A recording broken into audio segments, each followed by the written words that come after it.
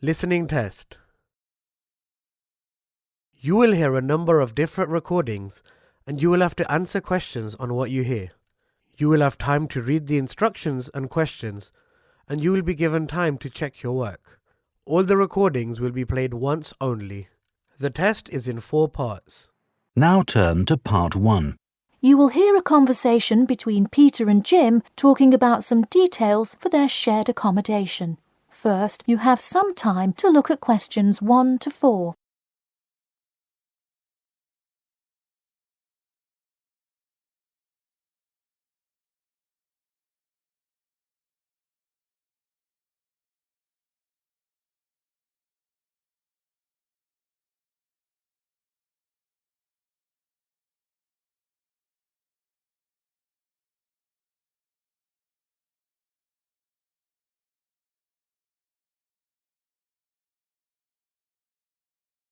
You will see that there is an example which has been done for you. On this occasion only, the conversation relating to this will be played first. Hey Jim, it's Peter. Oh hey Peter, what's up? I thought I'd call so we could hammer out the details for next year's lease. Peter says that he wants to hammer out the details for next year's lease with Jim. So, lease has been written in the space. Now we shall begin. You should answer the questions as you listen, because you will not hear the recording a second time. Listen carefully and answer questions 1 to 4. Hey Jim, it's Peter. Oh hey Peter, what's up? I thought I'd call so we could hammer out the details for next year's lease. That's a good idea. Did we ever decide on how to split the total rent? Well, I was thinking, since my room is bigger, I probably should pay a little more. So I could pay £110 and you could pay £80. Does that sound okay? Considering that my old apartment cost me £100 for a smaller room, I'm definitely all right with that. Hey, I was looking at a map of the area and can't seem to find a bus stop near it. Do you know where we would catch the bus? Well, the bus is actually pretty far from us, but we have that garage that we can park our cars in. Wow, that's great. Convenient parking is hard to find, so we're lucky we have that. Okay, so we have a whole lot of things we'll need to buy when we move in. How do you want to split that up? I was wondering, do you still work at the supermarket? Yep, every Tuesday and Saturday. Would you be able to buy things from there if I sent you a shopping list? Sure, I can do that. Great. Then I can take care of whatever else we need that you wouldn't get at a supermarket. If you want, I'll pick you up from work that day and we can go to the apartment together. Oh, that would be great, thanks. No problem. That way we can split the cost of petrol. Works for me. It's so expensive these days, isn't it? It's downright obscene. Before you hear the rest of the conversation, you have some time to look at questions 5 to 10.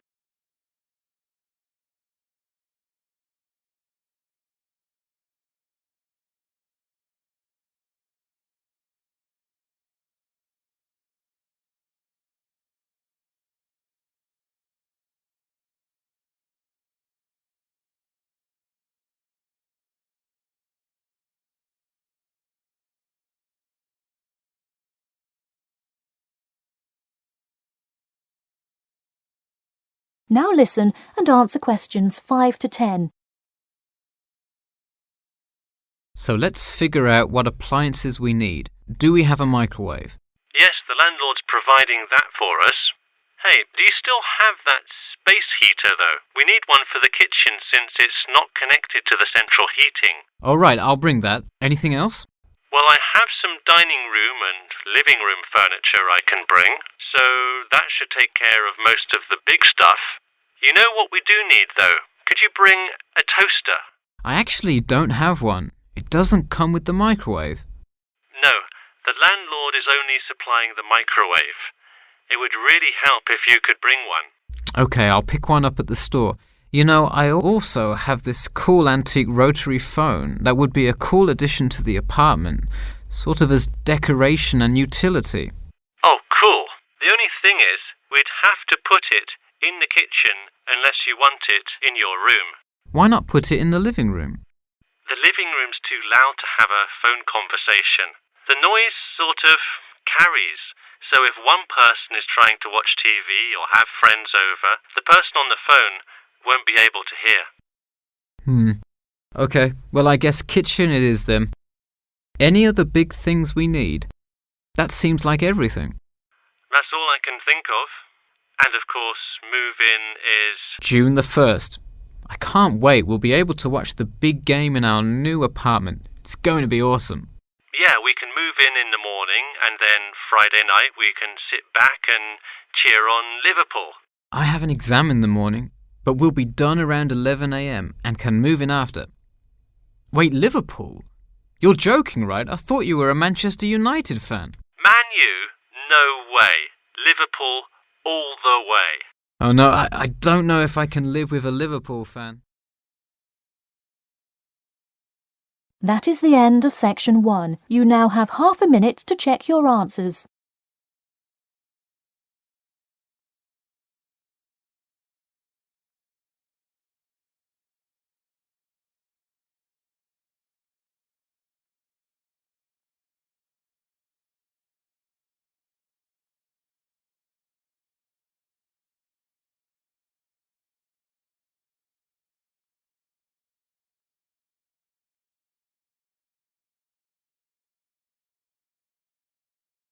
Now turn to section 2.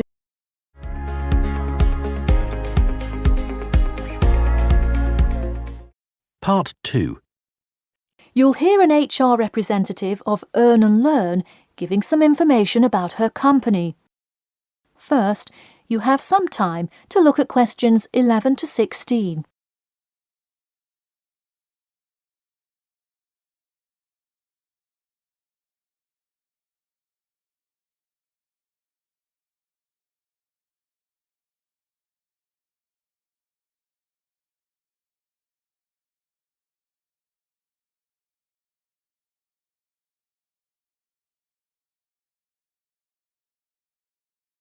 Now listen carefully and answer questions 11 to 16.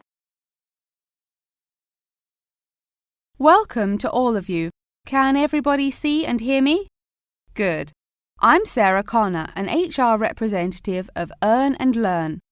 I have been asked today to talk to you about our company. So, for those of you who don't know very much about the company, let me start by giving you some basic information about it. Earn and Learn started nearly 20 years ago. It is not a charity but a for-profit company that enables promising entrepreneurs to make money while traveling.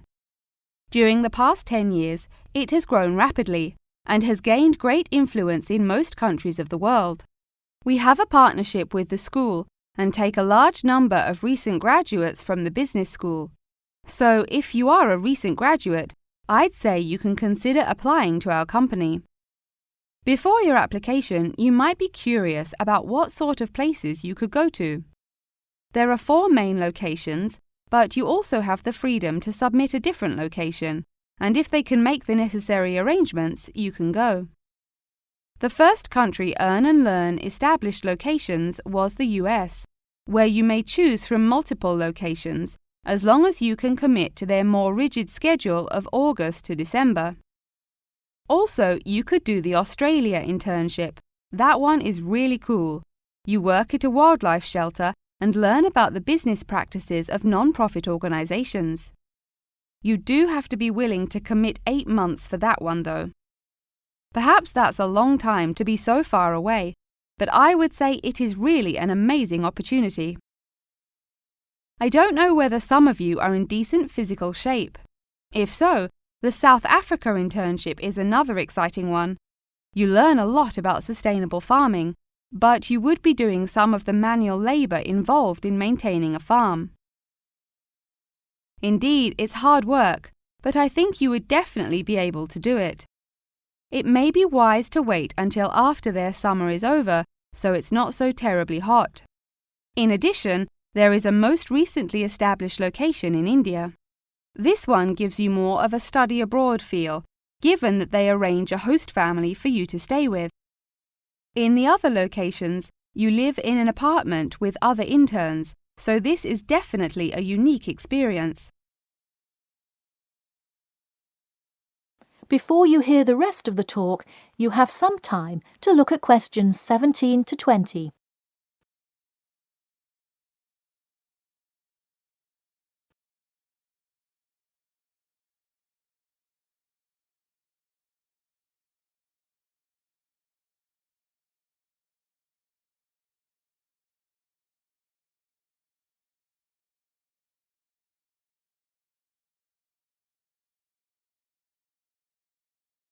Now listen and answer questions 17 to 20. Regardless of where you go, at the end of the program you get a global travelling certificate, as long as you can explain your experience. You can provide a written log of what you did. I recommend writing journal or blog entries about what you do every day, or a weekly summary of each day. Of course, you don't have to write up a formal report or anything like that, and you need to apply for it once you have returned. Some students may want to know whether this is a paid internship. Actually, you have to pay for the flight there yourself. But you have the opportunity to create your own small business, which could earn you money if it's successful. So basically, you pay for it all up front, but when you're there, you can find ways to make money. That is to say, you pay for 2/3 of the cost up front as a deposit, and then give the final instalment 1 month prior to your return. Finally, I have to remind you that you need a health check before you go, to make sure you're not going to spread any communicable diseases. In addition, before you go, you don't have to attend any meetings or workshops. You'll meet everyone you'll be working with once you get there.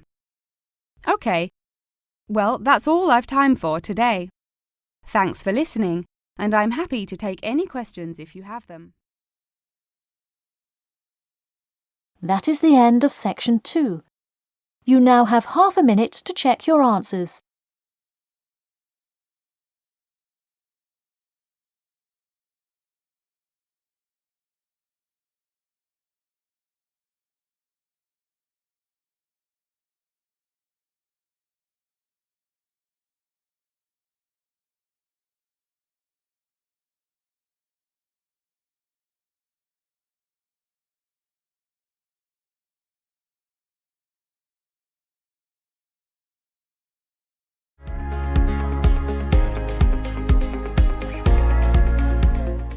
Part 3.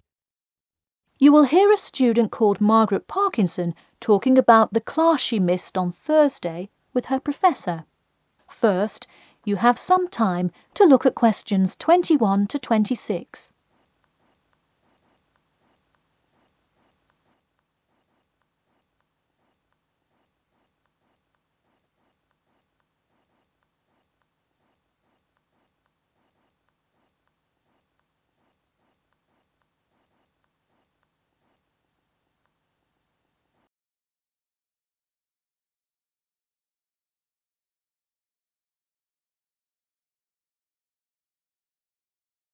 Now, listen carefully and answer questions 21 to 26.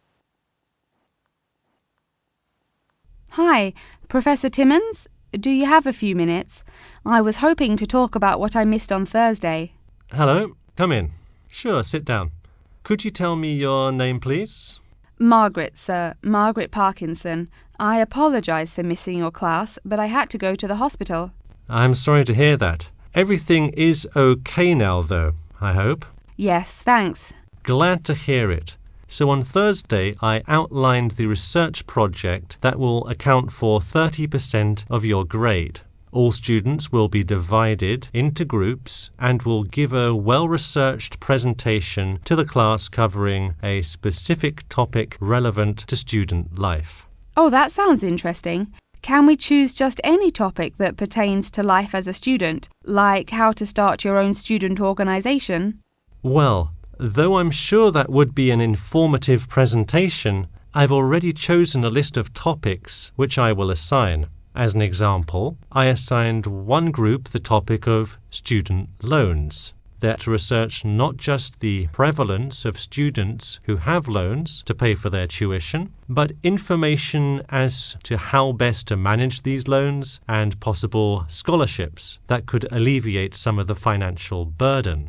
That one sounds particularly interesting to me. Could I request that topic? I could easily find out a lot about it by stopping by the finance office on my way to class. Unfortunately, that one's already taken by another group.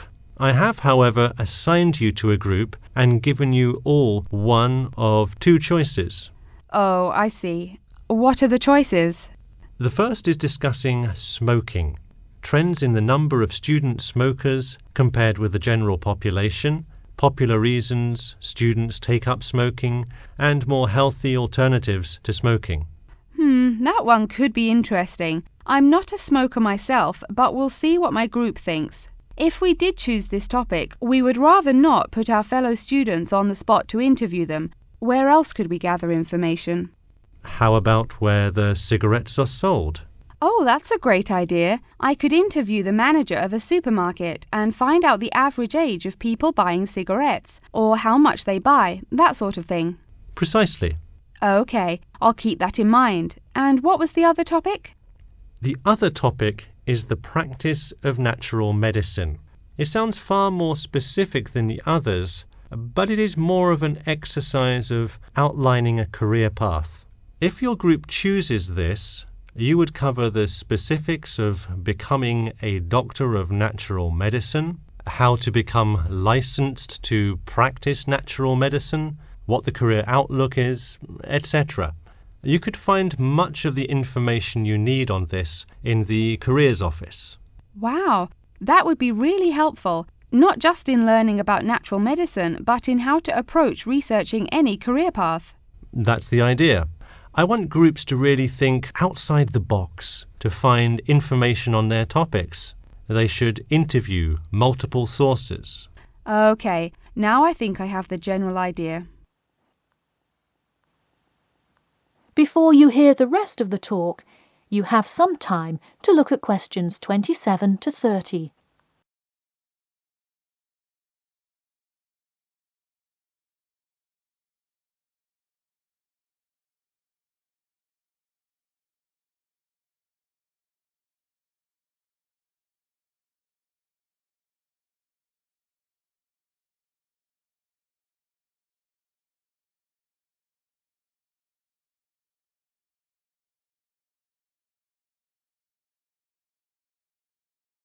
Now listen carefully and answer questions 27 to 30.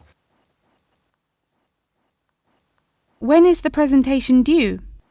I expect each group to send me an email attachment of the plan ahead of time by October 10th, so that I can ensure that you are on the right track.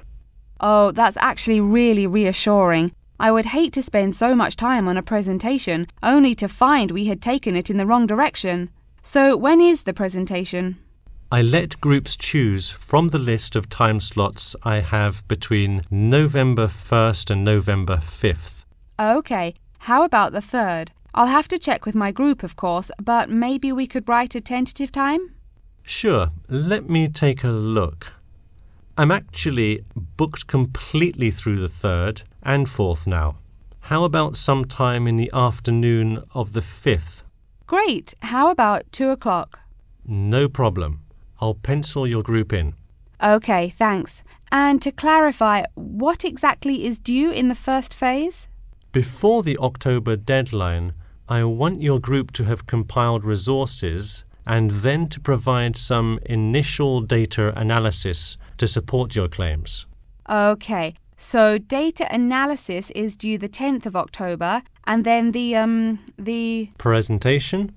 Yes. The final phase is simply giving the presentation on the 5th of November. All right, I think I have all the information I need. Thanks. You're welcome. See you in class tomorrow. That is the end of section 3. You now have half a minute to check your answers.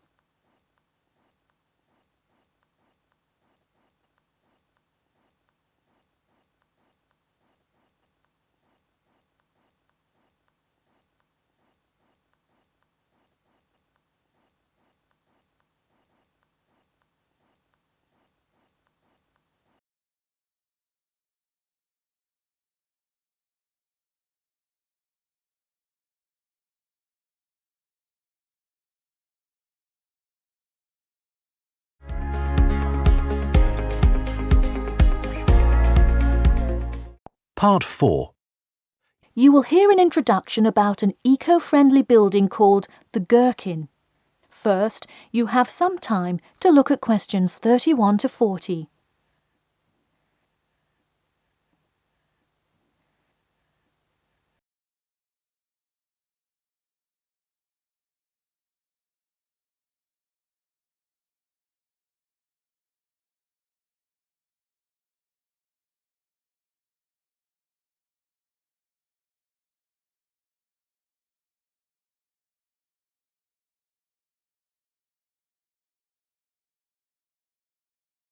Now, listen carefully and answer questions 31 to 40. Today, I'd like to tell you about how UK architects are playing their part to address the issue of global warming. You have seen many of these iconic buildings while going about your everyday life, but you may not know how they are affecting your tomorrow. In 2003, construction was completed on the famous Swiss rebuilding, or more informally called the Gherkin, a true masterpiece commissioned by the law offices of Foster and Partners. This is not the first ambitious endeavour of the firm. They are renowned for their various philanthropic environmental efforts. The Gherkin, with its cutting-edge green initiative and sharp design, is gaining recognition as an icon in modern architecture. You can pick it out of the London skyline by its unorthodox cigar shape. While its appearance is the obvious attribute at which to marvel, there is far more to this building than meets the eye. And let's face it, there's a lot about this building that meets the eye. The building helps reduce the city's carbon footprint in a number of ways. Just a quick note, in case you're not familiar with the term carbon footprint, get used to it. It's a buzzword you'll hear relentlessly to talk about reducing emissions. Think of it as the amount of harmful greenhouse gases that are given off into the environment by a single person, organization, or product.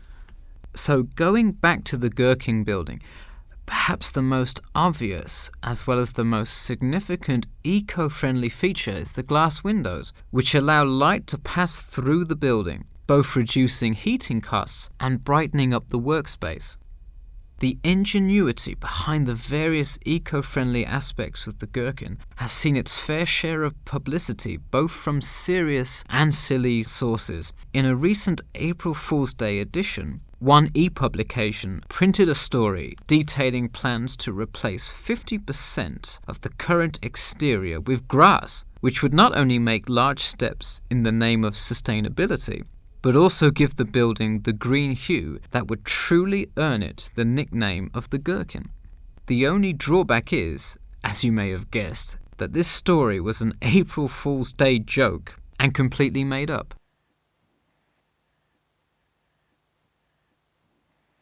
In all seriousness though, the building is setting a new standard of design that other architects and city planners just cannot ignore.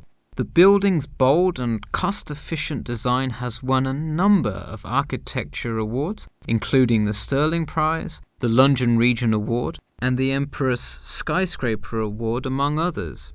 The design comfortably accommodates a large number of offices, while keeping maintenance and operation costs down, striking a superb balance between nature and the workplace. Nature is well and good, as long as the weather is nice outside. Given London's notoriously bad weather, the architects knew they must devise a quality temperature regulation system, and that they did. A special system designed to reduce the building's reliance on air conditioning was devised that cuts consumption in half compared to standard office buildings. There are atria that link each floor vertically to one another, forming spiraling spaces up the entire building. They serve not just as social common spaces, but also act as the building's lungs, distributing clean air from the opening panels in the facade through the entire building. The building isn't all business though. It has its fair share of fun as well. At the very top, A clubroom offers a picturesque entertainment spot for company functions, private parties, etc., with a breathtaking panoramic view of the city. The creation of such an innovative structure has many wondering what the future of urban planning and architecture may be.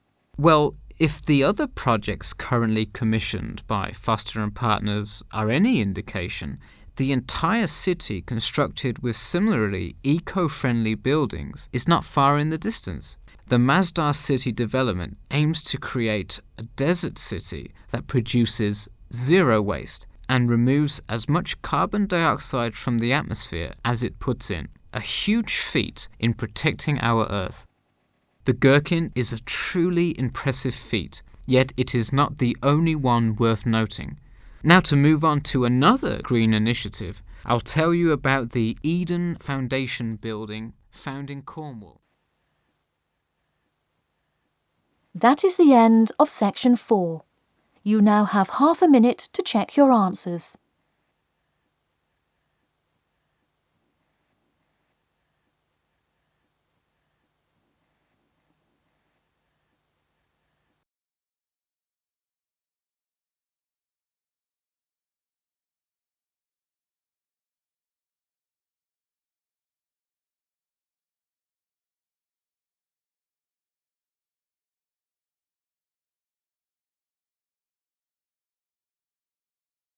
That is the end of the listening test.